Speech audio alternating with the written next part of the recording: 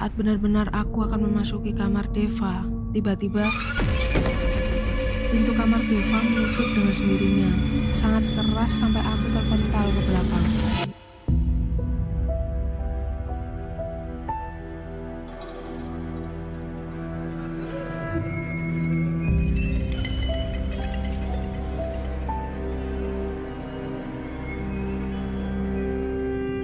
Hai guys, kembali lagi bersama aku Adinda Sela di ARC Horror Story.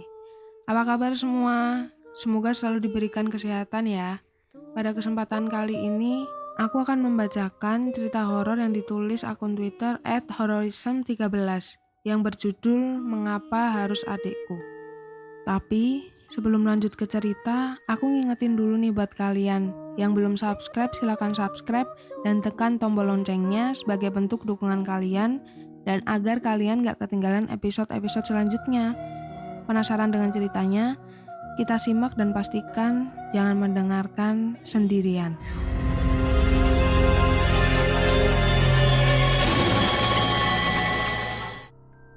Namaku Seto.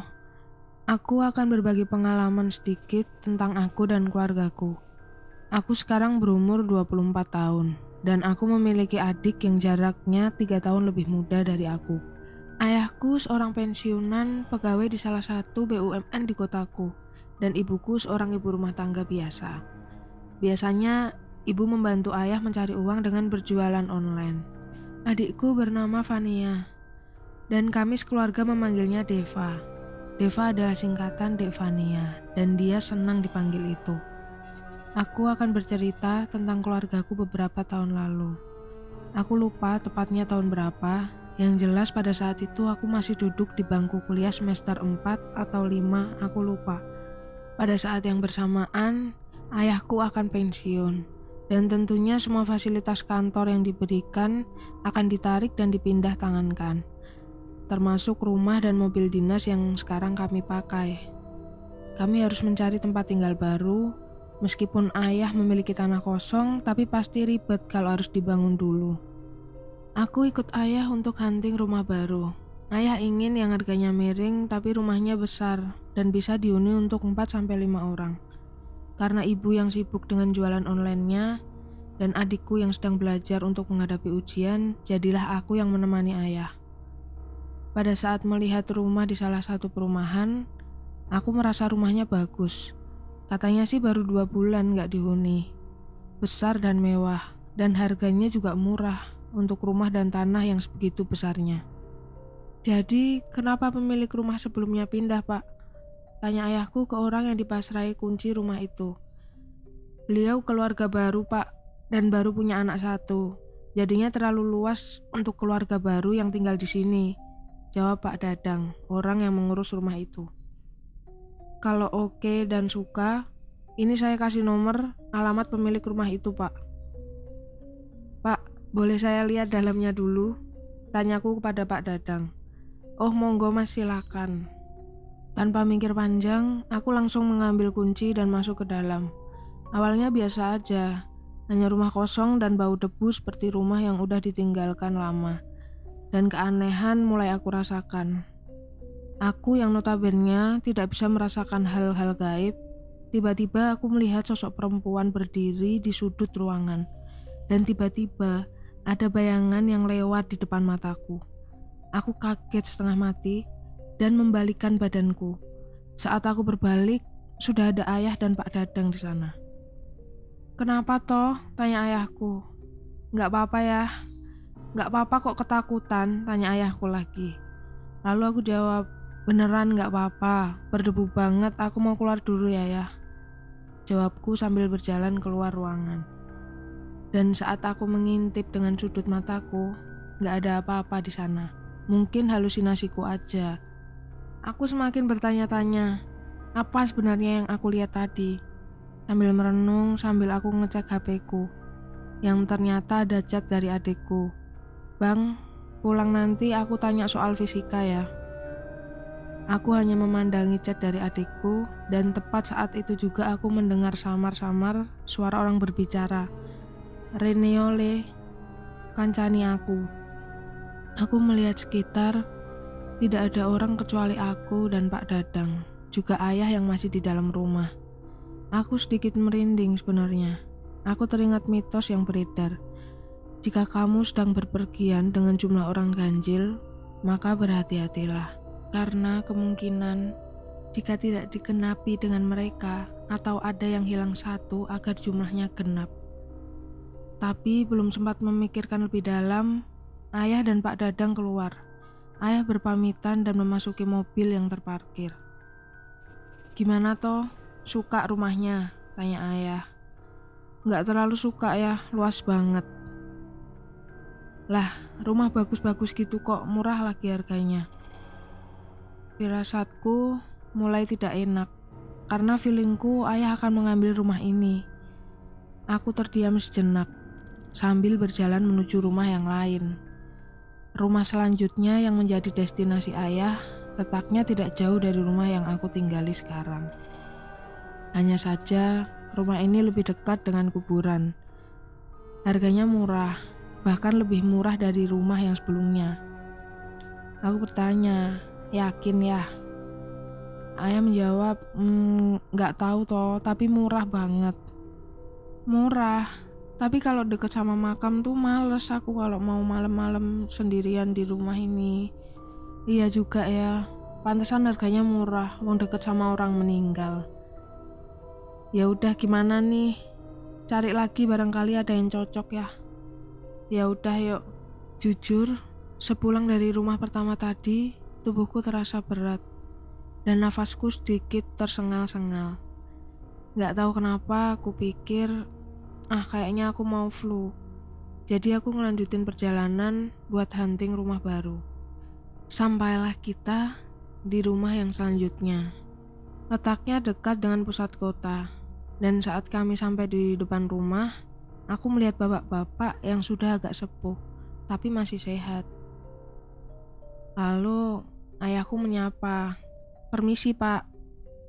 "Oh nggih Pak, sinten?" jawab pria yang terlihat sedang membersihkan rumah tersebut. "Saya Pak Joyo, apa benar rumah ini dijual Pak?" "Oh nggih, saya Rasman, saya yang dipasrai kunci rumah ini. Setiap hari saya selalu membersihkan dan saya rumat. Saya nyalakan lampunya ketika malam dan saya matikan saat pagi. Betul Pak, rumah ini dijual. Pripun?" "Oh nggih Pak, saya boleh lihat dalamnya?"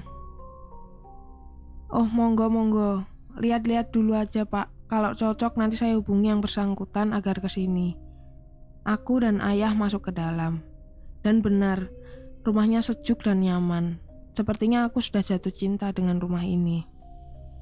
"Ini aja ya, enak suasananya, dekat kota lagi." "Iya nanti dulu, kita perlu negosiasi harga dulu," kata ayahku. "Pripun Pak, saya hubungi orangnya atau gimana?" tanya Pak Rasman. "Nanti dulu aja Pak, atau saya minta kontak yang bersangkutan. Barangkali harga cocok nanti saya ambil rumah ini," jawab ayahku. Setelah bertukar kontak, kami langsung pulang. Waktu itu sekitar jam 5 sore aku sampai rumah. Sesampainya di rumah, hal-hal tidak mengenakan sedikit demi sedikit mulai mengganggu. "Assalamualaikum," salamku sambil membuka pintu. "Waalaikumsalam," jawab ibuku. "Bang kok pucet banget?" tanya Deva. "Iya nggak tahu nih Dev, rasanya capek banget." "Ya udah bang, istirahat aja. Nanti Deva bikinin teh anget," kata Deva. "Wih, baik banget kamu, makasih ya." Setelah itu aku langsung mandi dengan air hangat. Ternyata adikku Deva sedang di sana. "Dev, ngapain abang mau ganti baju dulu? Keluar gih." Tiba-tiba, "Bang, ini tehnya Deva taruh mana?" Aku heran bukan main. Dan saat itu aku melihat di tempat Deva berdiri tadi, udah nggak ada siapa-siapa di sana. "Iya Dev, abang ganti baju dulu." Setelah beberapa saat, badanku mulai terasa panas, seperti orang yang sedang sakit. Entah kenapa, tiba-tiba aku sakit dan hanya bisa berbaring di tempat tidur. Untungnya, semua orang di rumah baik sama aku, terutama adikku si Deva.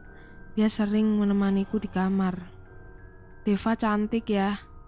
Masa belum punya pacar sih? Gumamku dalam hati. Karena pada dasarnya Deva emang gak mau pacaran dulu. Apalagi warna bola matanya yang berbeda. Yang kanan dan kiri memiliki warna bola mata yang berbeda. Tapi itu yang menurutku menjadi daya tarik Deva. Pada malam harinya aku mendengar ada yang mengetuk pintu beberapa kali. Tapi aku biarkan. Paginya aku tanya ke adikku, "Kamu ngapain sih semalam ngetok-ngetok pintu abang?" "Ih abang, orang Deva belajar buat ulangan hari ini. Deva bobok jam 2 malam bang.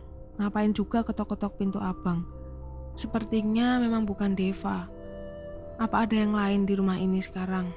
Gumamku dalam hati. Beberapa hari aku tak kunjung sembuh. Sampai-sampai sahabat baikku datang ke rumah. "Toh, sakit apa sih kamu sebenarnya?" tanya Bagus. "Ya flu biasa, nggak apa-apa kok." "Kamu baru pergi-pergi ya? Harusnya kamu hati-hati toh." "Gimana dia bisa tahu aku baru pergi-pergi?" gumamku dalam hati. Tapi memang dasarnya Bagus memiliki sebuah kelebihan yang tidak orang lain miliki. Kata orang-orang sih, itu indera keenam. Tapi ya semoga aja kalau benar tidak digunakan untuk hal-hal yang tidak baik. Iya, tempo hari aku hunting rumah sama ayah. Ya kamu tahu sendirilah, ayahku kan mau pensiun. Jadi harus cepat-cepat cari rumah tinggal yang baru. Lalu aku cerita sama Bagus. Mulai dari aku melihat sosok wanita, sampai aku sakit sekarang ini. Lalu Bagus bilang, "Oh, jadi gitu, ada yang ikut kamu toh." "What? Apa maksudnya?" tanyaku. "Ya jadi ada yang ikut kamu toh. Sekarang lagi duduk di pojok kamar kamu. Kalau nggak kamu usir bakal ngikutin kamu terus," kata Bagus. "Wah Gus, sumpah, aku nggak bisa ngusir. Aku nggak bisa ngapa-ngapain." "Ya udah, sholatmu dikencengin, insya Allah dia bakal nggak betah.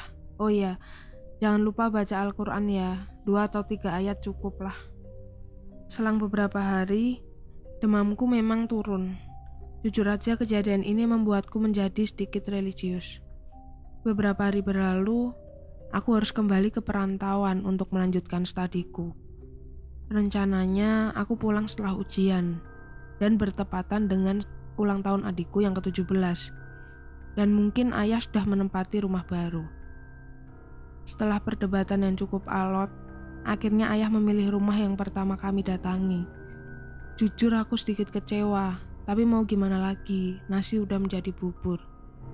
Beberapa minggu kemudian, ayahku pensiun dan bersiap untuk pindahan. "Halo ya," saat pertama kali aku mengangkat telepon dari ayah. "Seto, ayah udah pensiun. Ini ayah mau pindahan, dibantuin sama Pak Ridwan dan beberapa teman kantor." "Oh gitu ya, oke ya, hati-hati jangan maksain kalau capek." Ya, Deva di situ, tanyaku kepada ayah. "Ya enggak lah, Deva sekolah." "Oh iya, kamu kapan pulang?" "Seminggu lagi Deva ulang tahun, ayah juga sekalian mau syukuran rumah baru." "Oh gitu, ya mungkin minggu depan ya, bareng sama ulahnya Deva." "Ya udah, ayah matiin dulu ya teleponnya." Jadi, kenapa aku tanya ada Deva di situ? Karena aku mendengar suara wanita di telepon ayah. Suaranya mirip sama Deva. Dan asal kalian tahu, kantor ayah tidak ada yang perempuan. Dan suaranya juga sangat jelas. Reneo le Balio. Seperti itu suaranya, lembut sekali. Tapi aku mencoba untuk positive thinking. Mungkin kawan ayah yang perempuan atau ibu yang sedang di dekat ayah. Beberapa hari kemudian, aku pulang ke rumah kami. Kami sedang mempersiapkan syukuran sekaligus mau merayakan ulang tahun Deva yang ke-17. Malam harinya acara dimulai. "Selamat ulang tahun Dev, mau minta apa dari abang?" tanyaku ke Deva. "Iya bang, makasih, Deva gak minta apa-apa. Deva pokoknya minta abang di deket Deva terus." "Iya Dev, abang bakalan jagain kamu semampu abang ya," jawabku sambil mengelus kepalanya. Sembari ayah syukuran rumah barunya, sambil membaca doa-doa dan sebagainya, acara malam ini selesai. berjalan dengan baik dan lancar. Tapi cerita tentang keluargaku di rumah baru ini baru saja dimulai. Keesokan harinya, yang kebetulan itu hari Minggu, aku sedang enak-enak rebahan di depan TV. Tiba-tiba Deva keluar dari kamar dan duduk di sebelahku. "Dev, makan, ntar dingin makanannya." "Iya bang, ntar dulu, Fania nggak lapar," jawabnya dengan tatapan yang kosong. "Hah? Fania? Nggak salah?" tanyaku heran. "Enggak bang," jawabnya dan dia tiba-tiba berdiri kembali ke kamar. Deva itu orangnya ceria dan cerewet banget. Dia itu suka guyon dan nggak bisa diem. Tapi tiba-tiba dia menjadi pendiam dan nggak banyak omong seperti biasanya. Membuatku makin merasa asing sama Deva. Terlebih lagi, dia memanggil dirinya sendiri dengan Fania, hal yang gak pernah aku dengar sebelumnya. Membuatku menjadi bertanya-tanya, ada apa dengan Deva? Pandangannya kosong dan seperti bukan dirinya. Ya, Deva bukan Deva saat ini. Aku kenal betul dengan Deva. Ada apa? Apa karena pengaruh rumah baru ini? Aku juga gak tahu. Beberapa hari kemudian, sepertinya Deva yang biasanya kembali. "Bang," panggil Deva sambil menepuk punggungku. "Iya Dev, kenapa?" "Sorry bang, kemarin sempat bikin abang khawatir. Deva tahu Deva salah." "Hah? Pikirku apa Deva sudah kembali? Atau dia hanya orang lain yang menyamar sebagai Deva?" "Bang, kemarin itu bukan Deva," bisiknya. "Terus? Jangan keras-keras ya, ntar ketahuan mama. Pokoknya itu kemarin bukan Deva. Tapi Deva pengen abang jangan ngapa-ngapain dia ya bang," minta Deva, dan seketika itu juga Deva kembali ke kamarnya. Semakin bingung pikiranku. Apakah mbak-mbak yang waktu itu merasuki Deva? Semuanya membingungkan. Malamnya aku iseng mengintip ke kamar Deva. Sedikit membuka pintunya dan aku memergoki Deva sedang berbicara sendiri. "Tolong kamu jangan ganggu Fania. Fania sudah bahagia." "Kenapa Deva ngomong sendiri? Sama siapa sih dia ngomong?" gumamku dalam hati. Saat benar-benar aku akan memasuki kamar Deva, tiba-tiba pintu kamar Deva menutup dengan sendirinya, sangat keras sampai aku terpental ke belakang. Ayah dan mama langsung menghampiriku. "Kenapa toh?" tanya mama dengan lembut. "Gak apa-apa mah, Deva lagi agak marah kayaknya." Sambil aku berpikir, benarkah tadi itu Deva atau bukan? Siapa sebenarnya sih dia? Aku ingin cerita ke mama atau ayah, tapi aku benar-benar gak bisa. Aku harap ini terakhir kalinya. Selang beberapa malam, Deva menghampiri kamar tidurku, mengetuk seperti biasanya. "Bang," sambil Deva mengetuk pintu. "Iya, siapa?" "Fania bang, masuk aja." Selanjutnya Deva masuk dan berbicara panjang lebar. "Bang, Deva itu Fania, dan Fania itu Deva, jadi abang harus ngertiin." Aku bingung setengah mati. Fania kesini cuma mau ngingetin abang sama Deva, beberapa penghuni di rumah ini ada yang suka jahil. Contohnya yang sekarang, yang ada di belakang abang. Aku makin bingung, jujur aja apa benar-benar ada sesuatu di belakangku. Itu yang di belakang abang namanya Mbak Nani. Dia selalu ikut abang semenjak abang hunting rumah sama ayah. Aku makin merinding dan makin bingung. Sejak kapan Deva bisa seperti ini? Tapi tenang bang, Fania udah bilang ke semua penghuni rumah ini biar gak ganggu kita lagi. Aku makin penasaran dan tanpa sengaja Deva aku bentak. "Yang ganggu itu kamu. Sekarang mana Deva? Balikin atau kamu akan celaka." Tiba-tiba Deva yang bukan Deva itu menangis dan kembali ke kamarnya sendiri. Keesokan harinya Deva datang dan membentakku. "Bang, kan udah aku bilang jangan apa-apain," bentak Deva yang benar-benar membuat aku merinding. "Lah, abang cuma khawatir sama kamu, Dev. Abang gak pengen kehilangan Deva yang biasanya." "Deva tidur bang, Deva tidur. Udah pokoknya Deva pesan sekali lagi jangan diapa-apain dianya." dan Deva langsung kembali ke kamarnya. Akhir-akhir ini Deva memang sering menyendiri, sering di kamarnya. Malamnya, aku kembali untuk meminta maaf, tapi yang terjadi persis seperti malam sebelumnya. Aku mengintip di dekat pintu yang aku buka sedikit, dan tiba-tiba Bang masuk, saut Deva. Dev, kamu tahu aku di sini. Fania tahu Bang, Mbak Nani yang ngasih tahu aku.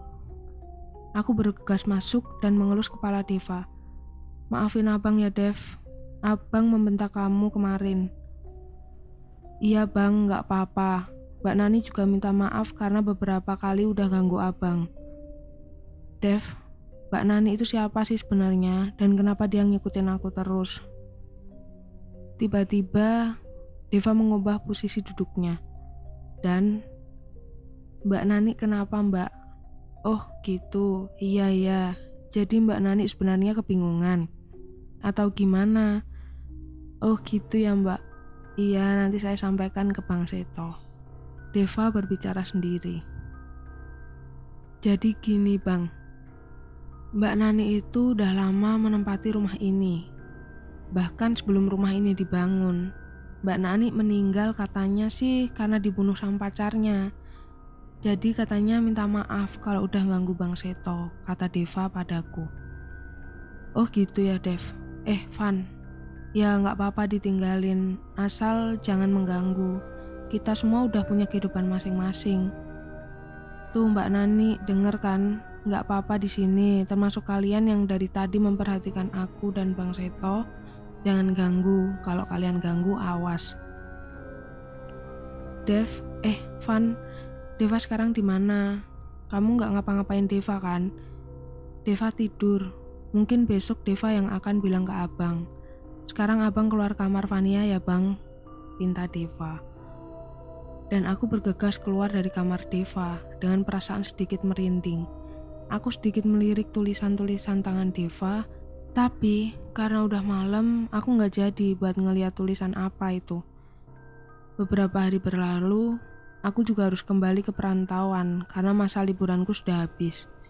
Tiba-tiba Deva memelukku dari belakang.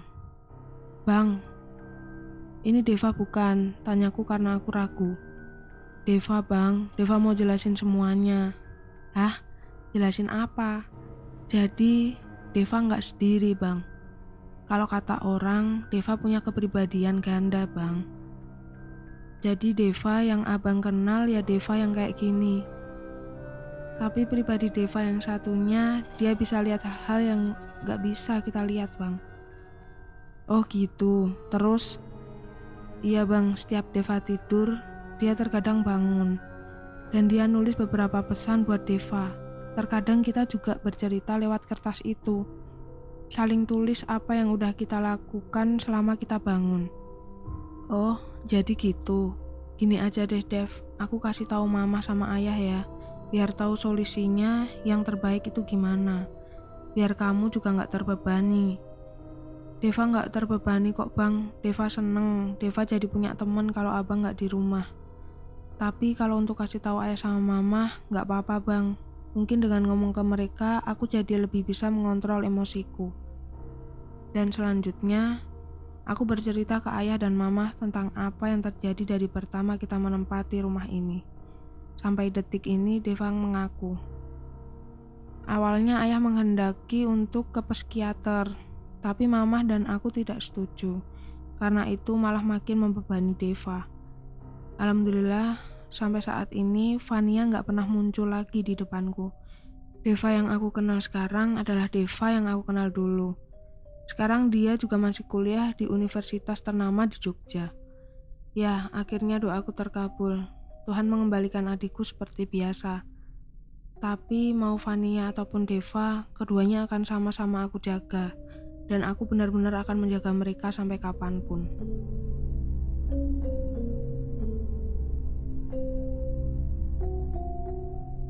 Itu dia teman-teman pengalaman yang ditulis oleh akun Twitter @horrorism13. Dari cerita ini semoga teman-teman dapat mengambil hikmah dan pelajarannya ya. Terima kasih buat teman-teman yang udah mampir ke channel ARC Horror Story. Jika kalian suka dengan ceritanya, silakan like, share, dan komen. Jangan lupa juga subscribe dan tekan tombol loncengnya sebagai bentuk dukungan kalian di channel ini. Dan agar teman-teman gak ketinggalan cerita-cerita horor selanjutnya. Aku Adinda Sheila, bye-bye.